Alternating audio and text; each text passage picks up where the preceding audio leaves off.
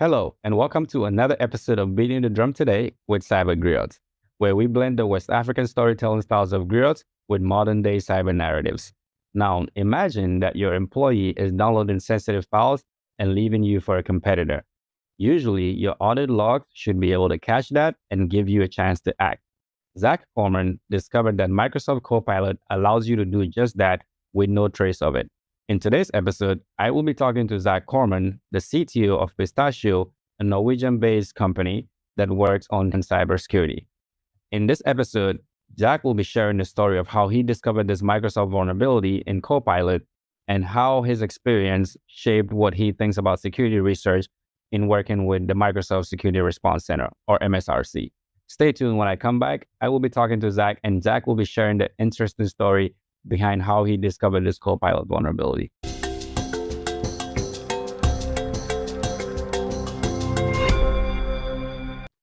Hello, Zach. Welcome to Beating the Drum Today with Cyber Griots. I'm excited to have you here. And this is an interesting topic. AI, as I mentioned in my intro, we have AI in almost everything embedded in our products, in everyday life. There's the Chat GPTs, the Geminis, Copilot, and so forth. And in particular, I know today our conversation is going to be based on Copilot, something that you discovered a significant vulnerability in. And I can't wait to hear the story behind how that came to be and all the backstory and everything. I read your blog post. It was an interesting blog post, and hence I reached out to you. I'm like, there's always more to this. I know like people spend their time, and efforts, especially since in your LinkedIn post, you mentioned, I guess I'm a security researcher now, which means you didn't set out to look for this vulnerability. You just happened to find it. And so I'm super excited to hear about that. That said, I know I gave a little bit of an intro about you, but typically I love it when my guests tell it in their own story, especially since this show is about storytelling.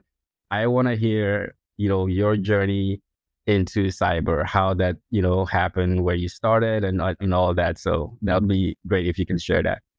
Great. Yeah. And thanks for having me. I think it was really cool. When you reached out, it was like, it's kind of that thing you said of, when I found this and then I reported, I suddenly find myself in a world where I'm this security person who's like reporting things through SRC. And so then I have a security podcast to do. It's pretty cool. So thanks for that. Yeah. Thank you. And thank you for coming on the show. It was I actually didn't think I would get a response. So you have no idea. Like I did like a backflip when you responded. I was like, oh man, this is cool. I can't wait to talk to you. So thank you for coming on the show. And that said, I would love to hear how you ended up in cyber, your journey and how that, happened. Yeah, great. So I'm currently, right now I'm the CTO at a company called Pistachio. We're based in Norway. At least we're a Norwegian company.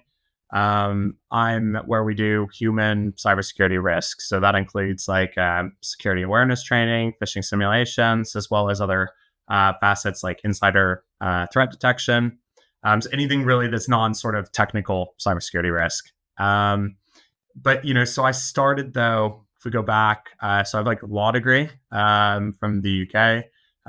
So I'm American, went to school in the UK. Studied law. While I was there, I got into this argument with this professor, decided to prove them wrong about something, had to teach myself programming to scrape the Securities and Exchange Commission website to prove all these points. The professor didn't really care anymore, but by that point I had learned programming and I thought that was quite cool. So then I went and I became a developer at a company here called Aller Media. Basically runs the second largest paper in Norway.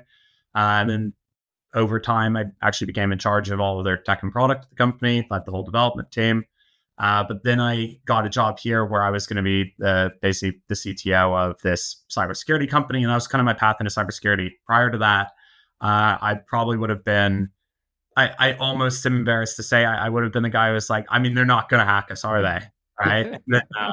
I have a couple of notable cases where I was completely wrong about that, even in my previous job. But yeah, so I kind of found myself in cybersecurity. And then even for a period of time, I think, so I lead the tech and product at this company.